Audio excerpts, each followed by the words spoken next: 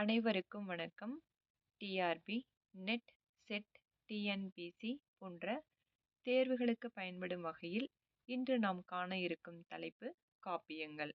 இலக்கிய வகைகளில் காப்பியமும் ஒன்று. காப்பு கூட்டல் இயம் காப்பியம் அப்படின்னு சொல்லுவாங்க. பழங்கதை ஒன்றை தழுவிய செயல்களில் கதைப்பொருளானது தொடர்ந்து வர ஏற்றக்கூடியதை நம்ம காப்பியம் அப்படின்னு சொல்லலாம். காப்பியத்தை வடமொழியில காவியம் அப்படின்னு அழைக்கிறாங்க. ஆங்கிலத்துல இத எபிக் அப்படின்னும் அழைக்கிறாங்க. தொடக்கத்துல பெருங்காப்பியம், சிறுகாப்பியம் என்ற பாகுபாடு தமிழ்ல இல்ல. ஆனா வடமொழி இலக்கியத்தை பின்பற்றி தான் இந்த பெருங்காப்பியம், சிறுகாப்பியம் என்று சொல்லக்கூடிய பாகுபாடு தோன்றியது. இந்த பாகுபாடு இல்லாதது அப்படின்னு நமக்கு தோன்றுனா கூட, மரபு கருதி நம்ம இதை ஏற்றுக்கொள்ள வேண்டிய ஒரு சூழல் ஏற்பட்டுள்ளது. வடமொழியில பஞ்சகாப்பியம் அப்படிங்கிறது ஐம்பெருங்காப்பியத்தை குறிக்கிறது. அதே பஞ்ச சிறுகாப்பியம் என்று சொல்லக்கூடியது ஐஞ்சிறுகாப்பியங்கள் அப்படிங்கிறத குறிக்கிறது. இந்த வடமொழியில இருக்கக்கூடிய ஐம்பெருங்காப்பியங்கள் என்னென்ன அப்படின்னு பார்த்தோம்னா, நைடதம், ரகுவம்சம், குமார சம்பவம், குரோதஜீனியம், சிசுபால வதம் என்று சொல்லக்கூடிய 5மே சொல்லலாம். இதை தற்சமயம் வருகின்ற தேர்வுகள்ல வரிசைப்படுத்துக என்ற முறையில நெட், செட் தேர்வுகள்ல கேட்பாங்க. அப்ப நான் எப்பயுமே என்ன பண்ணணும்னா, ஒரு வரிசையாக நம்ம படிச்சுக்கிட்டோம் அப்படின்னா, இது நமக்கு ரொம்ப பயனுள்ள வகையில இருக்கும். காப்பியத்திற்கு சிறந்ததொரு இலக்கணம் சொல்லக்கூடிய நூல் அப்படின்னா தண்டி அலங்காரம். இது கிபி 12ஆம் நூற்றாண்டை சார்ந்த நூல். இந்த தண்டி அலங்காரம் காப்பியத்திற்கு ஐம்பெருங்காப்பியங்கள், ஐஞ்சிறுகாப்பியங்கள் என்பதற்கு தனித்தனியாக இலக்கணத்தை சொல்லக்கூடிய ஒரு இலக்கண நூலாக நாம் பார்க்க முடிகிறது. இந்த நூல் காவிய தரிசனம் என்று சொல்லக்கூடிய வடமொழி நூலை தழுவி எழுதப்பட்டது. இந்த தண்டி அலங்காரத்தினுடைய ஆசிரியர் தண்டி. இந்த தண்டி ஆசிரியர் ராஜசிம்ம பல்லவன் என்று சொல்லக்கூடிய பல்லவ மன்னனிடம் அவைக்கள புலவராகவும் பணியாற்றியிருக்காரு. பொதுவாக இந்த காவியம் என்பதற்கான சில அறிஞர்கள் கூறக்கூடிய கருத்துக்கள் பார்த்தோம் அப்படின்னா, காவியம் என்ற வடசொல்லினுடைய திரிபு தான் காப்பியம் அப்படின்னு கி.வ. ஜெகநாதன் என்று சொல்லக்கூடிய அறிஞர் குறிப்பிடுகின்றார். அதோடு மட்டும் இல்லாம மணிமேகலையில நாடக காப்பிய நன்னூல் என்று சொல்லக்கூடிய குறிப்பு ஏற்படுகிறது. இதுல நாடக அப்படின்னு சொல்லக்கூடிய சொல் வந்து பார்த்தோம்னா, இலக்கணத்தை சுட்டுவதாக அமைந்திருக்கிறது. அதே சமயம் 5 இலக்கண நூலாக பார்க்கக்கூடிய வீரசோழியத்தில் விலசொலியத்திற்கு எழுதப்பட்ட உரையில காப்பியம் என்று சொல்லக்கூடியது இலக்கணத்தை குறிக்கக்கூடியதாகவே நாம் பார்க்கிறோம். இதுல தமிழ் காப்பியங்கள் அப்படின்னு எடுத்துக்கிட்டோம்னா, ஐம்பெருங்காப்பியங்கள், ஐஞ்சிறுகாப்பியங்கள் அப்படின்னு 2 வகையா நம்ம வகைப்படுத்தலாம். ஐம்பெருங்காப்பியம் என்ற தொடர முதல்ல யாரு பயன்படுத்துறா அப்படின்னா, நன்னூலுக்கு சிறந்த உரை எழுதினவர் யாரு அப்படின்னா மயிலினாதர். இவரு தான் முதல்ல ஐம்பெருங்காப்பியங்கள் என்ற தொடரை பயன்படுத்துகின்றார். அந்த ஐம்பெருங்காப்பியங்கள் எதெல்லாம் ஐம்பெருங்காப்பியம் இது அப்படின்னு ஒரு வரிசைப்படுத்தி சொன்னது யாரு அப்படின்னா, கந்தப்ப தேசிகர். அதாவது கிபி 19ஆம் நூற்றாண்டுல சிந்தாமணியாம் சிலப்பதிகாரம் படைத்தான், நந்தா மணிமேகலை புனைந்தான், நந்தா வளையாபதி தருவான், வாசகனுக்கு ஈர்ந்தான், திளையாத குண்டலகேசிக்கும் என்று தன்னுடைய திருத்தணிகை உலா என்று சொல்லக்கூடிய சிற்றிலக்கிய நூலில் கந்தப்ப தேசிகர் குறிப்பிடுகின்றார். காப்பிய காலம் என்று நாம் பார்த்தோமானால் அது சோழர் காலத்தை குறிப்பிடலாம். சிலப்பதிகாரம், மணிமேகலை 2மே பார்த்தோம்னா சங்க காலம் அல்லது சங்கம் மருவிய காலம் என்று குறிப்பிடக்கூடிய இந்த காலகட்டத்துல தோன்றின நூல்கள் தான் சிலப்பதிகாரம், மணிமேகலையும்.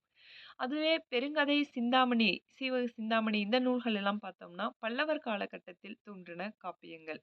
கம்பராமாயணம், பெரிய புராணம் இந்த நூல்கள் எல்லாம் சோழர் காலத்திற்கு காப்பியங்களாக நாம் பார்க்கப்படுகின்றது.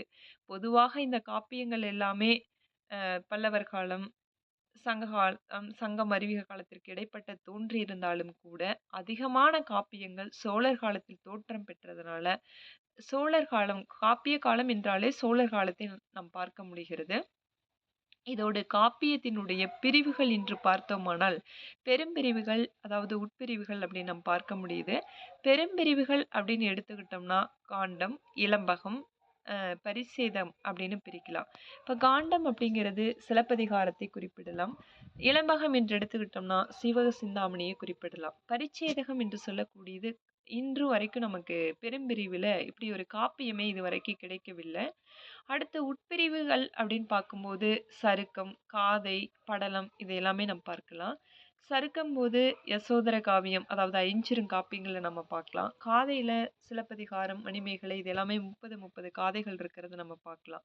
அதே மாரி கம்பராமாயணம் படலம் அடிப்படையில இடம்பெற்றிருக்கிறத பார்க்கலாம். இப்படி உட்பிரிவுகள் இடம்பெற்றிருக்கிறதையும் காப்பியங்கள்ல பார்க்க முடியுது.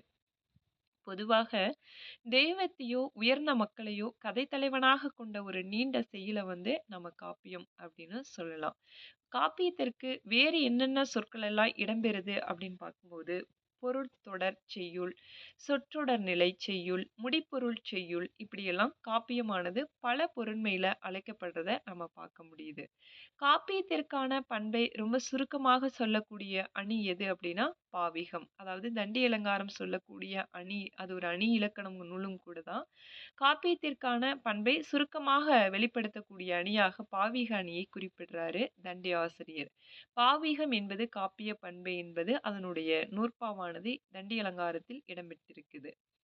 இது மட்டும் இல்லாம தன்னிகரில்லா தன்னேரில்லா தலைவன் ஒருவனினுடைய அரிய பெரிய செயல்களை எல்லாம் விரித்துரைப்பதுதான் காப்பியம் என்று சொன்னவர் யாரு அப்படின்னா, டைக்சன் என்று சொல்லக்கூடிய அறிஞர்.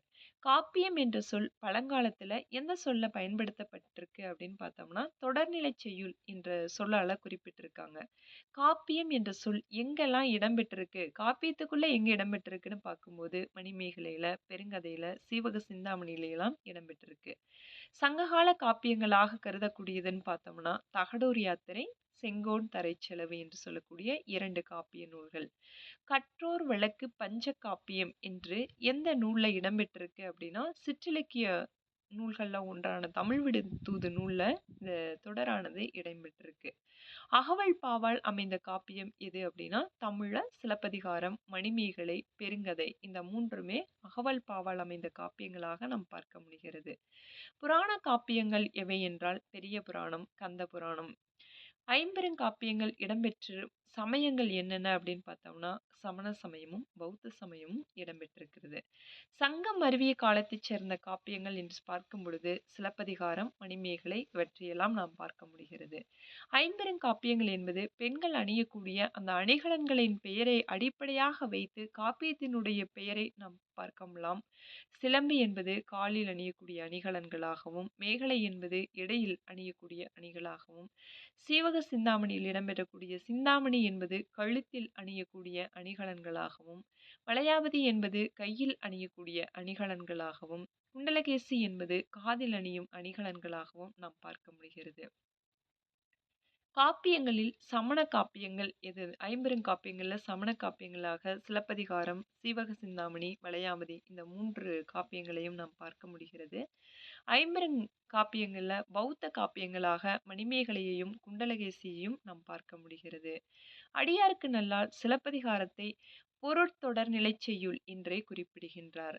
தமிழில் தோன்றியிருக்கக்கூடிய காப்பியங்கள்ல தமிழ்நாட்டு கதைகளை மட்டுமே மூலக்கருவாக கொண்டு இயற்றப்பட்டவை என்று பார்க்கும் பொழுது சிலப்பதிகாரம், மணிமேகலை, பெரிய புராணம் இம்மூன்றையுமே குறிப்பிடலாம். சிலப்பதிகாரத்தையும் பெரிய புராணத்தையும் நம் தேசிய காப்பியம் என்றே கூட குறிப்பிடுகிறோம்.